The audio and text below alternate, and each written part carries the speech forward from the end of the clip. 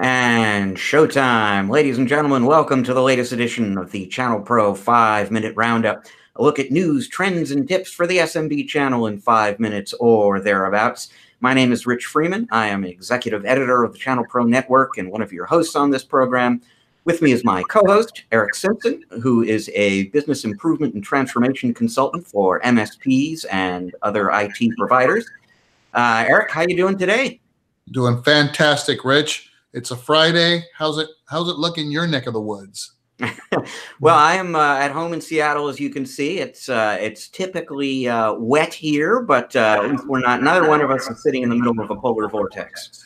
No, that's for sure. I did have quite a good amount of rain the last couple of days here in Southern California, but seems to be blowing over for the weekend for a great Super Bowl weekend. Yes, indeed. We will get back to the Super Bowl issue just a little bit. But first, let's dive into the top story. And if I seem just a little bit harried, a little stressed out, it's because the story we're going to be talking about broke just hours ago. And I'll take people behind the scenes at ChannelPro and into the technology media world and explain. It's coming up on 4 p.m. Pacific time on Friday, February 1st, as we record this. A few hours ago, word went out from Barracuda, one of the companies involved in this story, that they were going to be making a major announcement. It was under embargo and not to be reported until 3 a.m. Eastern time on Monday. And so I began scheduling interviews with folks. Somewhere around 1:20 this afternoon, I get an email from Barracuda informing me that somebody out there leaked the story somehow or another. Embargo is lifted immediately. News is out there now. And so all of a sudden there was a big story to report in a big hurry. And that story is that Barracuda, which is a company that you know well for its security and BDR products, has acquired the managed workplace RMM platform from Avast Business. Now, there are all sorts of different players in this story. Let's see if we can kind of follow along. A whole bunch of years ago, AVG, a security vendor, purchases several platforms, one of the pioneers in RMM software. And AVG has now its own RMM platform. A few years later, AVG gets acquired by Avast. A little bit after that, Avast introduces this new business unit that they're calling Avast Business, and it's focused almost exclusively on security. It also offers a RMM platform that MSPs can use to manage all those different security offerings. So now Avast Business has sold its RMM solution to Barracuda, and Barracuda becomes another one of the big names in managed services software suites. Now, we're all familiar with Datto merging with Autotask and creating a big portfolio, RMM, PSA, BDR, and beyond. Kaseya, we've been talking a lot about recently. They've been building out a suite of products. You've got other people out there like Continuum, which introduced a big, ambitious managed security offering that it augmented by purchasing Carver last year.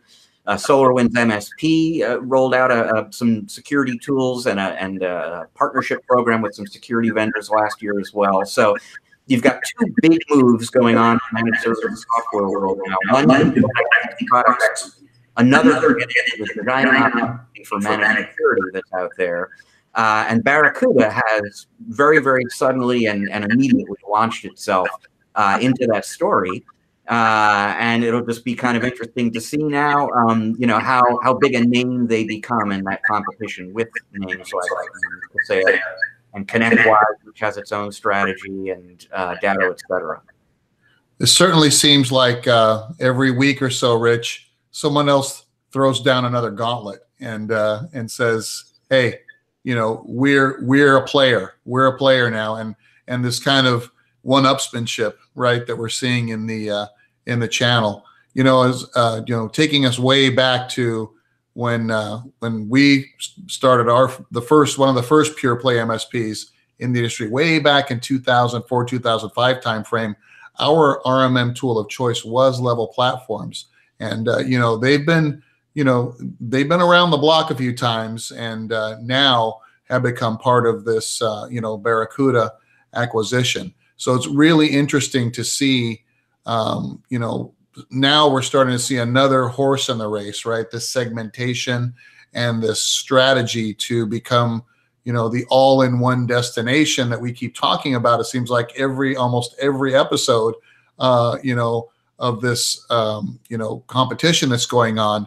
I don't know how many vendors are left at this point, Rich. I mean, I'm starting to lose count now because they're all being acquired by these major equity investment groups and other folks to try to position and grab the market share of the MSP. Yeah, it's absolutely true. And, I should point out, I've got some reporting up on the ChannelPro website on this story right now. I have an interview scheduled with Barracuda for Monday morning. And I expect to have an interview with Avast Business that day as well. So there will be more reporting to come on Monday. And at that point, I'll have a better sense for exactly what Barracuda plans to do with this new acquisition. Avast positions the managed workplace product as an RMM tool for managing security systems, principally. The initial indication from Barracuda, though, is they really do want to be an end-to-end kind of player in the managed services software space and not security specific. I'll have more information about that on Monday. The other really important piece of the story that I didn't mention before is that the deal with Avast includes a multi-year agreement by Barracuda to resell Avast security solutions, and that will expand Barracuda's offerings beyond the security and BDR products they already had into some additional antivirus sort of related areas too. Just give them that much bigger a portfolio. That's another 1 + 1 = 3 equation, it sounds like. Which might be a pretty good segue actually to your tip of the week, Eric, which is doing something that's really going to be important to your clients in terms of performing assessment, but maybe actually making some money in the process. Absolutely. So this week's tip of the week, Rich, is about the opportunity to charge prospects and clients for technology assessments and security assessments and risk assessments. So let's start with the prospecting opportunity first. I get a lot of partners asking me all the time, well, Eric, should we be charging for these, for these assessments? I mean, in many cases, sometimes we go in and we spend hours and hours gathering data from a potential client's infrastructure. And then when we come in to present our findings and try to close an opportunity with them, our closing percentage may not be that great. And we've just lost all that time, energy, and effort. So in those situations, I do work with some partners that are very successful at charging for that initial discovery. Now, it's not simply one of those things where you can go in, Rich, and say, hey, I'm going to spend X amount of hours. Here's my rate per hour. And this will allow me then to create a proposal for you. It's more of, we're going to do an assessment and deliver a document to you that contains all of our findings. So typically that will include network diagrams. It may include, credentials for hardware and applications and things like that. Something that prospect may not have and may not even have an incumbent IT provider to provide that to them. Or maybe they do have an incumbent IT provider and they just don't have the keys to the kingdom, if you will. So there may be some value there. Now, the partners that are doing this successfully have really figured out how to position and present that properly. For those of us that want to learn how to do that, what I would recommend is go in and say, we're going to spend, a significant amount of time, Mr. or Mrs. Client, and at the end of it, we will have a deliverable that we can present to you at that time. We normally charge $1,000 for that service, let's say. However, if you then choose to engage with us further, right, in another engagement, and that could be remediation, it could be a managed service agreement, whatever it is you're presenting, we'll be happy to apply that investment towards those services. So that gives more of a win-win. It also allows that prospect to understand that, hey, labor is not cheap and there's nothing free. And and it also weeds out the looky-loos, right? If they're not really serious about it, hey, then why waste our time doing it? Now, for existing clients, we're getting into lots of security talk, Rich. As you know, security is hot. It is the #1 concern of business owners today. So for existing clients, now we want to go in and do a risk assessment, a security assessment, maybe something that we have not done yet for a client because we're bringing on these services brand new. And instead of just pitching them a proposal to do it, maybe we charge them for a security and risk assessment where we go in, we then gather all the information that allows us then to make a strong case to have them engage with us to address these security concerns and maybe add on another SAL for managed security services moving forward. So either way, prospecting or existing clients, as you mentioned, great way to generate additional revenue and or weed out folks that you shouldn't be doing business with in the first place from when you're in that prospecting phase of the sales cycle. And I am a big believer in the idea, basically, that anything you're giving away for free doesn't look terribly valuable to the person you're giving it to. So I mean, if you're really presenting yourself to clients as a security expert performing valuable security services, if you're offering that for free, you're basically telling them this isn't all that valuable. Putting a price tag on it, and they can apply it to other services that they buy, but putting a price tag to it tells them that this is something that's really going to be beneficial to you. Right. And, it's a good sign when they say yes, because now they've got skin in the game, and that gives you, a better sense of confidence that you have a better opportunity to close them on something further, or at least get paid for your valuable time.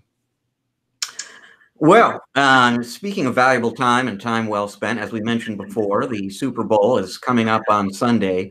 And what is better, what could be better than the game itself, Eric? Well, that would be the commercials, followed closely by the beer and the snacks. But at a solid number 5 on the list would be the prop bets that you can place in Las Vegas in connection with this game. And I've got with me right here a list of some of those prop bets. You can bet this year, Eric, on how many plays will Tony Romo correctly predict during the game. The over-under on that is 7.5. I think I'm taking the under. Yep. I did not know this. I was not aware until earlier today that Gladys Knight is going to be singing the national anthem, which is very nice. You can bet on whether or not she's going to omit a word or forget a word during the national anthem. You can also bet, and this is a more interesting one, will any scoring drive in the game take less time than it takes Gladys Knight to complete the national anthem? I don't know. Funny. But here's the best one of all. What color will the liquid be that is poured on the game-winning coach? When they pour the Gatorade on the game-winning coach, are we looking at red? Are we looking at yellow, green, what have you, blue? You have a bet? Place your bets, folks. All right. Well, that is another episode of the ChannelPro 5-Minute Roundup for you. Thank you very much for joining us. We will be back again with another episode next week. If you like the show, you want to keep up with future episodes, maybe take a look at some older ones that you've missed. What you want to do is subscribe to the ChannelPro Network channel on YouTube. And we'll keep you up to date on this program and a lot of other great things from ChannelPro. You want to read more news from ChannelPro about things like Barracuda buying and signing this agreement with Avast? You go to channelpronetwork.com on a daily basis. We've got news and information like that for you every day, all sorts of information on business growth strategies as well. If you want to learn about Eric and the work that he does with his clients, you want to go to www.ericksimpson.com. That's ERICK Simpson.com. That wraps it up for another episode of the ChannelPro 5-Minute Roundup. Until next time, enjoy the rest of your week. Eric and I are enjoying the rest of your week already. Go Rams.